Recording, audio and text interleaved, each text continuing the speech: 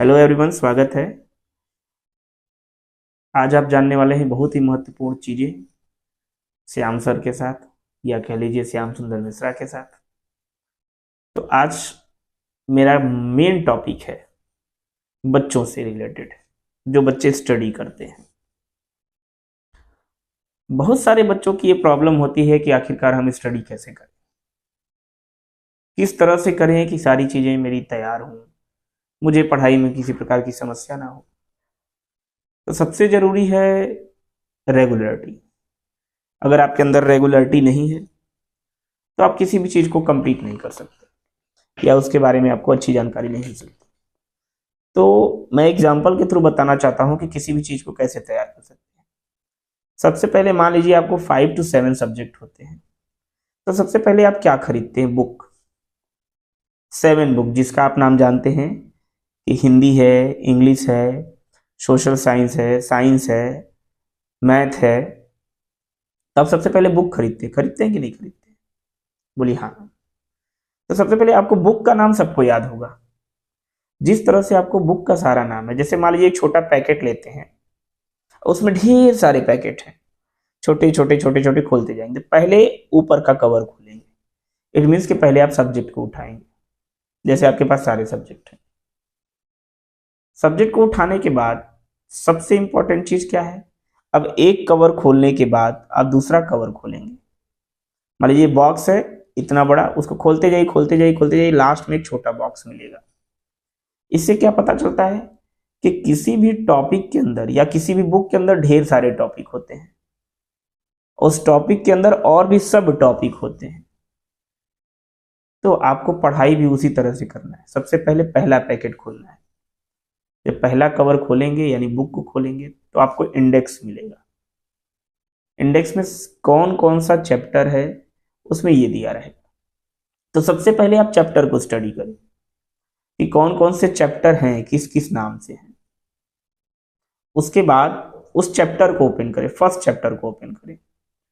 First chapter को open करने के बाद फिर आप एक लाइन से देखें कि उसमें कौन कौन से टॉपिक्स हैं। पढ़िए मत, पहले पहले पढ़ना नहीं है, पहले एक लाइन से देखिए कौन कौन से टॉपिक हैं। तो पहले फर्स्ट चैप्टर का नाम याद रखिए।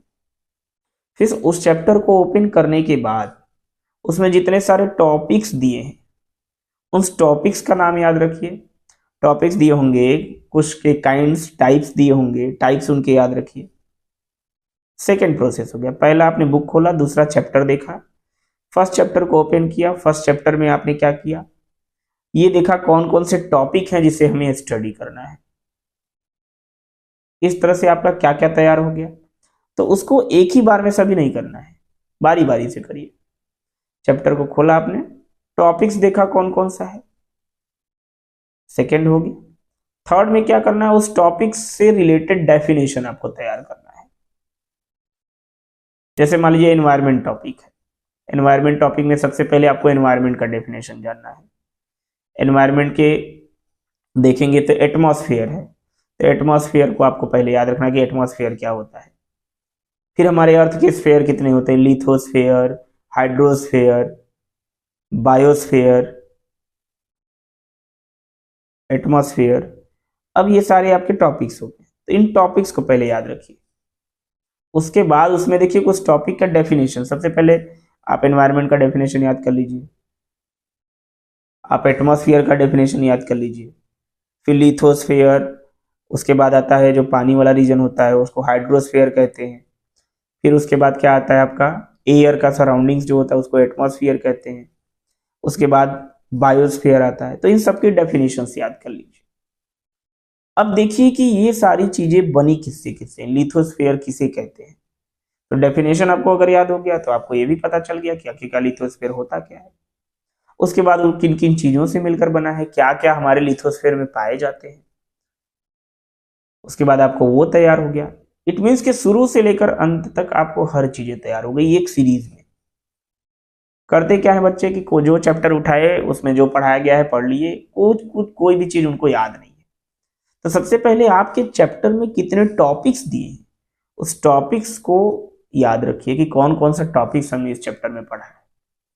अगर उस टॉपिक्स को पढ़ा है उसके बाद उसकी डेफिनेशंस भी आपको याद है, तो आप मान के चलिए कि 70% वो चैप्टर आपका तैयार हो गया। अगर आपको टॉपिक्स और उसकी डेफिनेशन पता है तो 70% चैप्टर तैयार हो गया आपका। अब उसको पढ़िए कि और हर टॉपिक में क्या क्या इंफॉर्मेशन दी गई है। अब वो इंफॉर्मेशन को पढ़िए, तो इस तरह से आपका धीरे धीरे इतनी अच्छी तैयारी हो जाएगी कि आप सोच भी नहीं सकते। इस तरह से आपको किसी भी बुक को प्रिपेयर करना चाहिए, किसी भी चैप्टर को इस तरह से प्रिपेयर करना चाहिए।